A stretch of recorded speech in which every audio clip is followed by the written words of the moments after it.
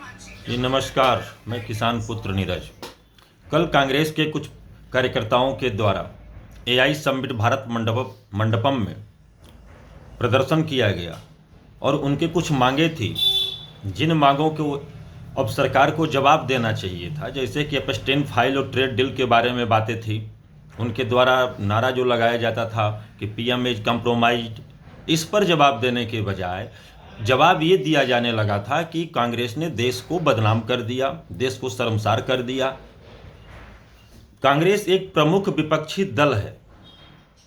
भारतीय लोकतंत्र के हिसाब से अगर देखा जाए तो शांतिपूर्वक प्रदर्शन करना सबका नैतिक कर्तव्य और अधिकार भी है।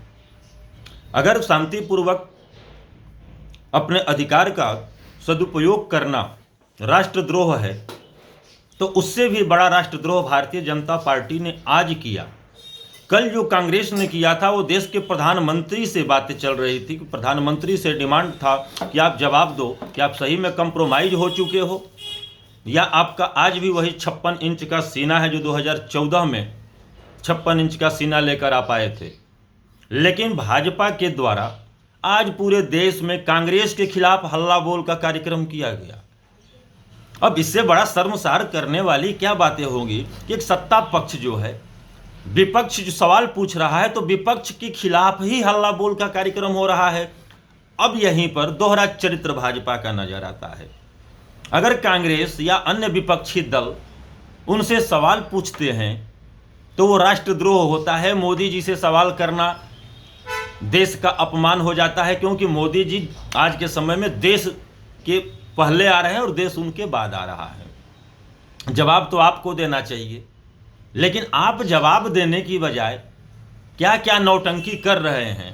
पूरे देश में देखा जा रहा है कि जितने तुर्रम खां नेता हैं सब के सब हल्ला बोल कांग्रेस के खिलाफ। अरे उसी कांग्रेस के खिलाफ हल्ला बोल कर रहे हो जिस कांग्रेस को आप मानते ही नहीं हो।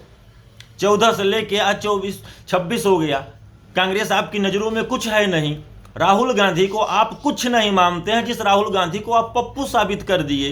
हर जगह राहुल गांधी को पप्पू साबित करने के बावजूद भी पूरा तंत्र भारतीय जनता पार्टी का आखिरकार राहुल गांधी के पीछे क्यों लगा हुआ है।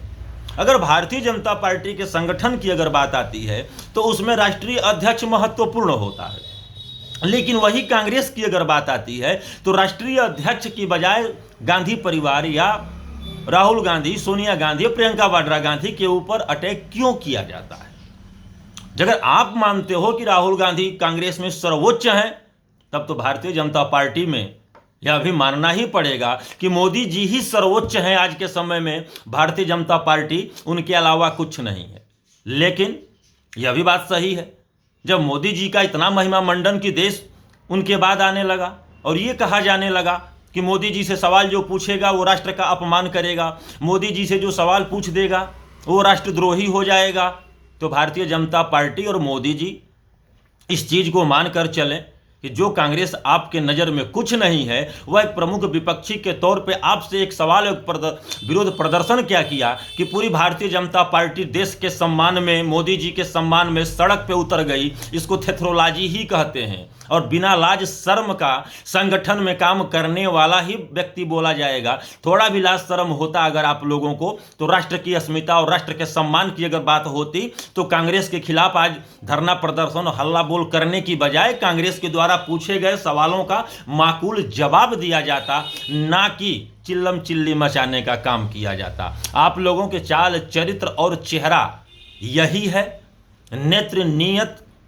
नेत्र नीति और नियत का केवल ढोंग करके चलते हो आप लोग। स्पष्ट है जो भी चीज चल रही है कि आप लोग राष्ट्र के प्रति और राष्ट्र की जनता के प्रति थोड़ा भी समर्पण भाव नहीं है। जो भी है सिर्फ मोदी जी अहम ब्रह्मस्मि मैं ही ब्रह्म हूं और मोदी जी को भगवान मान के चलना, और यही आप लोग चलाना चाह रहे हैं।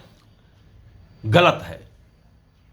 ऐसी गलती न करिए कि जनता को खुद आगे आकर आपके द्वारा बनाए गए जो झूठा आडंबर है उस आडंबर को तार तार करने का अवसर मिल जाए।